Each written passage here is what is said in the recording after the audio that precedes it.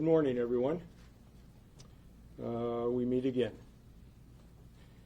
I'm just going to read you a release that we have. On August 12, 2024, the story of the missing kayaker began with the suspected drowning death of Ryan Borgwardt. On October 7, 2024, the search for Ryan ended, and the investigation efforts took a new direction. When we learned that Ryan had left the United States, and he most certainly was not in Green Lake. That was our biggest thing, that we knew he wasn't in our lake, thanks to many partners. On December 10th, Ryan arrived on U.S. soil. He was then booked into the correctional facility and is awaiting his initial court appearance. And one of my press conferences, I said, could be a really good Christmas. I want to say thanks again to Keith Cormack of Bruce's Legacy, diver Charlie DeGroat, the Wisconsin DNR, MOCIC, Homeland Security, the FBI, Department of Justice, Division, Criminal Investigations, the Green Lake County and the Green Lake County community, the Watertown community, but most of all, the Green Lake County Sheriff's Office.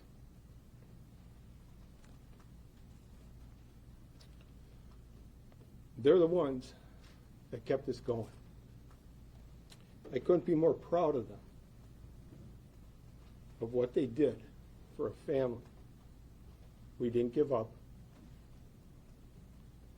And we can stand here today feeling relieved.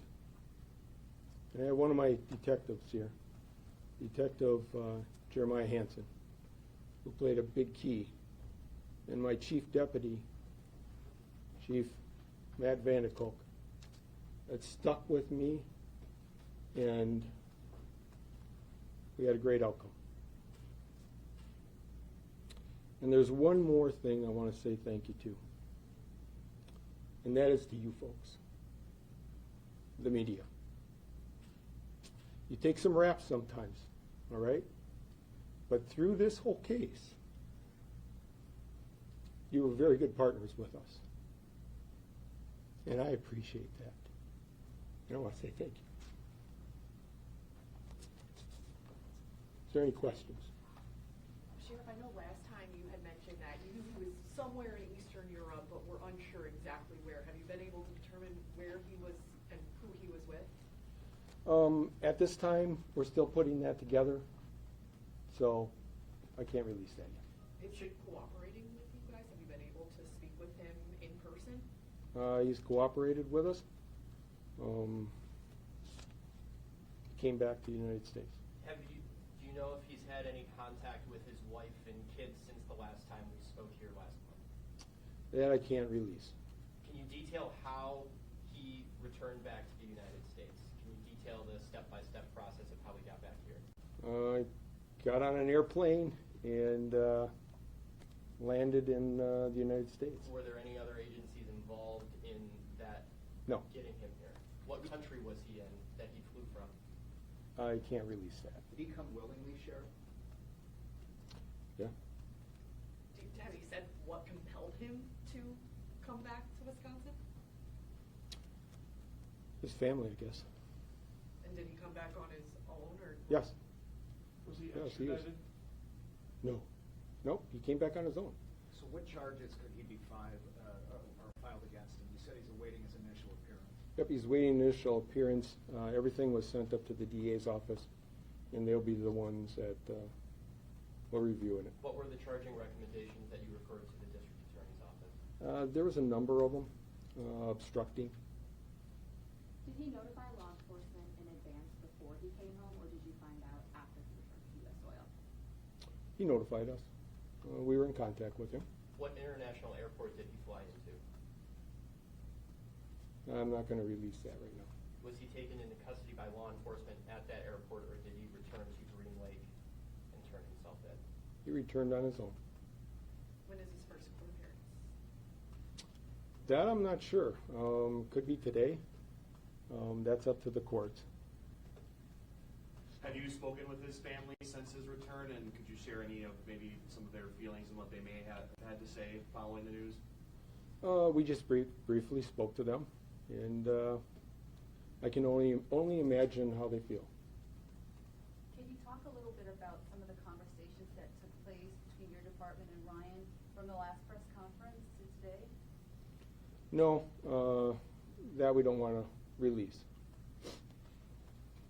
I mean, you kind of explained it, Sheriff, but how are you feeling and how is your department feeling now knowing that he is back in Wisconsin on U.S. soil ahead of the holidays like your plea was last time we talked? Relieved. I'm very proud of what he did in my department. But now when we walk out, we continue to do what we were doing all through this whole process. We never stopped. We continuing to serve our community in whatever call we had. And that's, the help of my department, and my whole department. He turned himself in here at the Green Lake Justice Center yesterday. Yep. Is he going to have to reimburse the county for the search effort? That is part of the restitution that we present to the court. What do you know about the woman he was involved with, and did she have a role at all in compiling that? I do not know that. So, Could anyone else be facing any charges for aiding him or anything? could you, one more? Could anyone else be facing any charges for aiding him or anything like that? No. Sheriff, last you spoke, you said that in communication with him, he wanted to make things right or figure out a way out of this. Has he given any indication on his mindset now that he's back? I can't release that. That's all part of the investigation yet going on. But I just want to thank everybody again for all the support that they have given my department and the help, the partnership. And I'm really happy to see individual, one of our divers, that took this to heart as much as we did.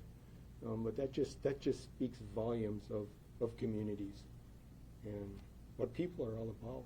Could you speak to what it was, whether that was the efforts of Detective Hansen, right, or your chief deputy? Was it in those conversations? What was it in those conversations with Mr. Borgwardt that made him change his mind?